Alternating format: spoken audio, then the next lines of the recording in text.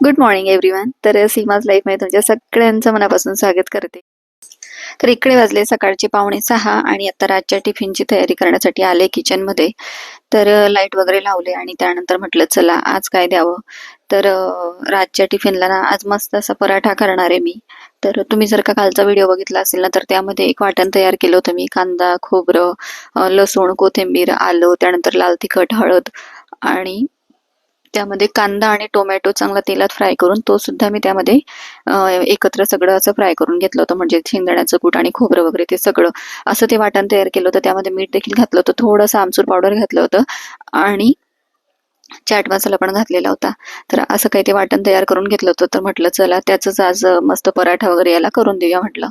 तर म्हणून मग निवांत होते. म्हटलं चला आधी ना गरम पाणी करून घेऊया, कोमट पाणी, आणि ते पिऊन घेते म्हटलं. तर इकडे आता माझं तेच चाललेलं होतं आणि सकाळ सकाळी इतकं फ्रेश वाटतं ना, खूप छान वाटतं कोमट पाणी प्यायला का.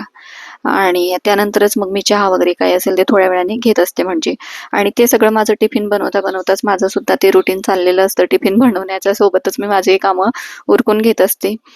फक्त एवढं की सकाळी सकाळी लवकर उठून ना, म्हणजे उठल्यावर राजला उठून द्यायला लागते 6ला आणि त्यानंतर मग इतर माझी कामं.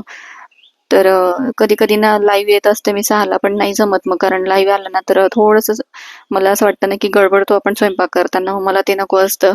त्यामुळे मग ते लाईव्ह येणं पण मी टाळलं. 1-2 व्हिडिओज केले होते लाईव्ह सकाळी आणि छान रिस्पॉन्स पण मिळाला होता. पण म्हटलं नको सकाळी सकाळी, कारण मला असं वाटतं ना की माझ्या कामामुळे माझ्या दुसऱ्या कामाकडे दुर्लक्ष होत असेल तर ते मी नाही होत माझं मग तसं ऍडजस्ट.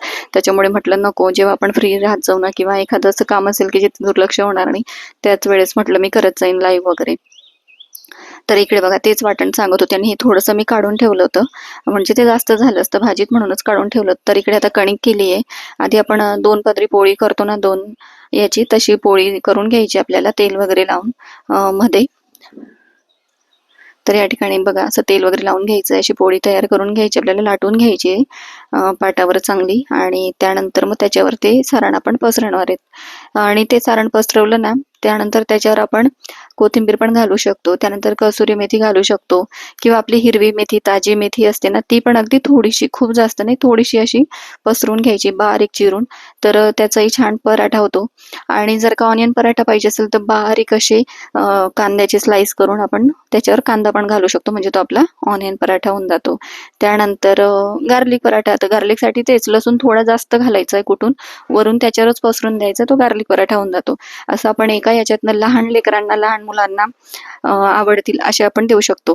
पण माझ्यासाठी तर आज लहानच आहे, त्याला असंच काहीतरी करून द्यावं लागतं मला. ज्यावेळेस आता भाजीला वगैरे काय नसेल किंवा मग भाजी करायचा मलाही कधीतरी कंटाळा येतो, म्हणून मग मी असं काहीतरी करते आणि त्यालाही आवडेल असं, म्हणून मग हे चालतं माझं. तर इकडे आता बघा सगळं वाटण मी असं पसरून घेतलंय. त्यानंतर वरून कोथिंबीर घालणार आहे आणि छान आपल्याला असं रोल करून घ्यायचा आहे त्याचा. तर इकडे आता मी करते, व्हिडिओत दाखवल्याप्रमाणे रोल करायचा आहे. आणि हा रोल की असा मी पहिल्यांदाच करते. मी जरा वेगळ्या पद्धतीने करायची आधी, आणि ते सुद्धा मी तुमच्यासोबत शेअर केले बऱ्याच व्हिडिओमध्ये. तर हे मी असं फर्स्ट टाइम करते, कारण मी पण शॉर्ट्समध्येच बघितलंय. म्हटलं चला असा रोल करून ट्राय करून बघूया म्हटलं. आणि मधून असं कट करायचंय सुरीने, आणि मी पण तसंच केलं. म्हणजे पूर्ण खालपर्यंत कट नाही करायचं आपल्याला, फक्त मधला पोर्शन कट करायचा आहे आणि त्याला असं करून गोल करून घ्यायचं आपल्याला, राऊंड शेप द्यायचा आहे पोळीसारखा, आणि मग त्याला लाटून घ्यायचं आपल्याला. तर तसंच केलं मी पण, म्हटलं बघूया कसं होतं ते. आणि इकडे आता पिठात हे करून मग आपण लाटून घ्यायचं आहे पोळीसारखा. तर म्हटलं बघूया असा पण कसा होतो रोल म्हणजे पराठा. तर मी तर असं पहिल्यांदाच करते. मी आधी करायची ना तर एक एक लेअर त्याचा मोकळा व्हायचा, म्हणजे लच्छा पराठा आपण म्हणतो ना, तर लच्छा पराठ्यासारखं. पण म्हटलं चला करून बघूया म्हटलं. तर इकडे आता छान लाटून घेतलाय. थोडासा जाडसरच ठेवायचा, एकदम बारीक नाही करायचं आपल्याला. थोडा जाडसर ठेवला ना तर छान होतो पराठा, मऊ आणि असा छान होतो, म्हणजे खुसखुशीत लागतो खायला. दोघं बाजूने छान साजूक तूप किंवा तेल लावून शेकून घेतला ना की मस्त लागतो.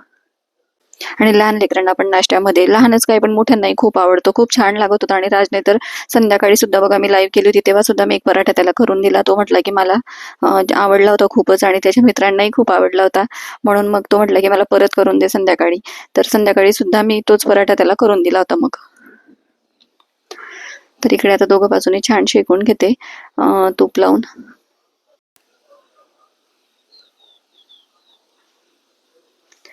इकडे आता बघू शकताय मस्त आपला पराठा रेडी झालेला आहे.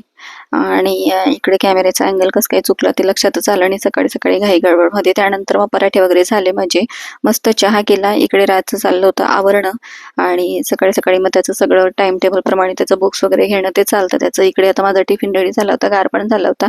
म्हटलं चला आज की नाही त्याला मिओनिज सोबत देणार होते मी पराठे, तर तेच आता टिफिन वगैरे पॅक करणं माझं इकडे चाललेलं होतं.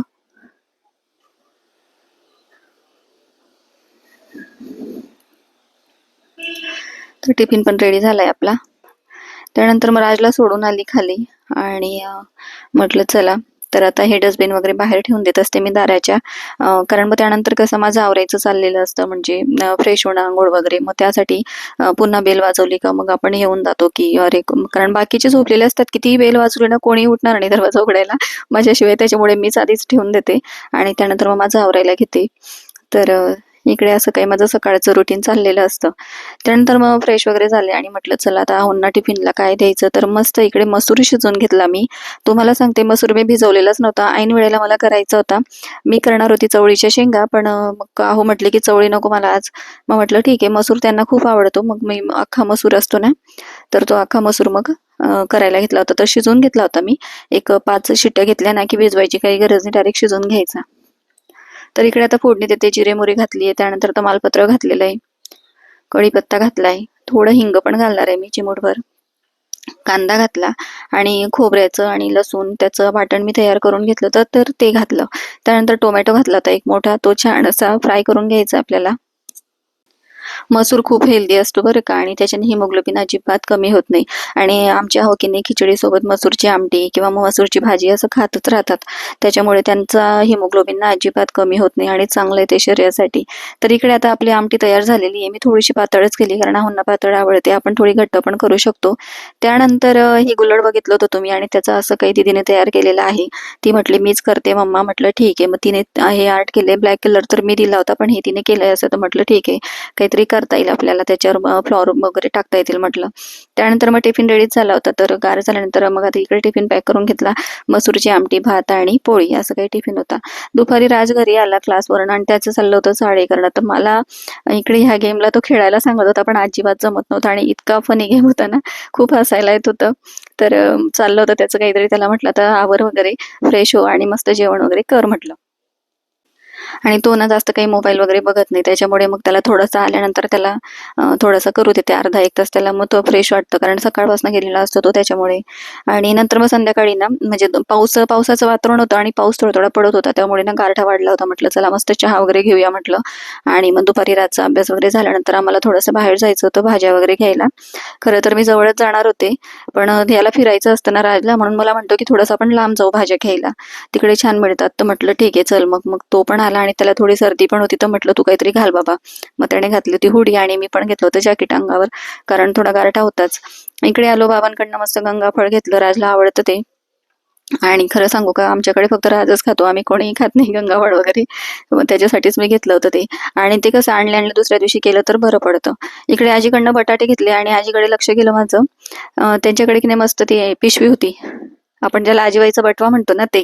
तर बऱ्याच जणींकडे आता ना मी भाजी घ्यायला जाते ना तर पर्सच असते, साईड पर्स आपली. पण आजीकडे पिशवी बघितली आणि छान वाटलं, म्हटलं चला कुठेतरी दिसली आणि छान शिवली होती आजीची पिशवी पण मला आवडली. त्यानंतर मग म्हटलं चला निघूया पुढे जाऊया आणि 1-2 भाज्या घ्यायच्या होत्या अजून. मग त्या घेतल्या आणि आलो घरी. घरी आल्यानंतर संध्याकाळी आहोंनी मस्त अशी आईस्क्रीम आणली होती डेअरी राऊंडची आणि फ्लेवर खूप छान होता, कमाल होता अगदी. आणि आहोंचं काय, मग आहोंचा हात जगन्नाथ असंच आहे, अगदी एका वेळेला 2 पॅक आणले. म्हटलं याला सर्दी झाली तो खात राहील, पण नाही राजला आता तेवढं कळतं म्हणे की त्याला सर्दी, तर त्याला अजिबात द्यायची नाही आईस्क्रीम. आणि मग मस्त आता आम्ही आईस्क्रीम वगैरे काढतो, तुम्हाला दाखवतेच. आणि आईस्क्रीम खाण्याचा आनंद घेतो. तुम्ही व्लॉगमध्ये कंटिन्यू राहिले आणि इथपर्यंत व्लॉग बघितला त्यासाठी तुमचे आभारी आहेत. आणि व्लॉग थोडा पण आवडला असेल ना तर लाईक, शेअर आणि सबस्क्राईब करायला अजिबात विसरू नका. असेच व्हिडिओ बघत राहायचा. व्हिडिओ पुढच्या व्हिडिओत, तोपर्यंत बाय.